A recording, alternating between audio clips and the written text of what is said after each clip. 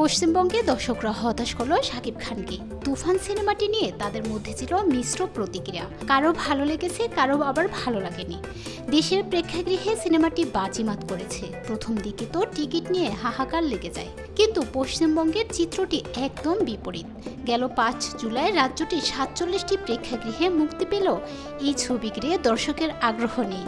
সিনেমার উড়াধুরা ও দুষ্টু কোকিল গান দুটি ওপার বাংলায় সাড়া ফেলেছে। তাই ধারণা করা হচ্ছিল গানের কারণে হলেও দর্শক সিনেমা হলে যাবেন।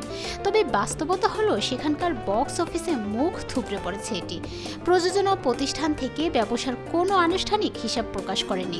তবে বক্স অফিস প্রতিবেদন করা ওয়েবসাইট স্যাকনিল্ক বলেছে, প্রথম ৫ দিনে ভারতে তুফান ব্যবসা করেছে মাত্র ৭ লাখ রুপি।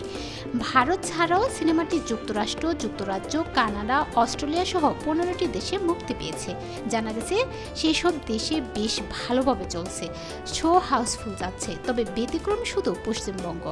তুফানের গল্প আবর্তিত হয়েছে ৯০ দশকের এক গ্যাংস্টার তুফান ও স্বপ্নবাজ যুবক শান্তকে ঘিরে। দুই ভূমিকাতেই অভিনয় করেছেন শাকিব খান। তার সঙ্গে আছেন মাসুমা রহমান নাবিলা, মিমি চক্রবর্তী। প্রযোজনা করেছেন আলফাই। এর ডিজিটাল পার্টনার চরকি এবং আন্তর্জাতিক পরিবেশক হিসেবে যুক্ত রয়েছে কলকাতার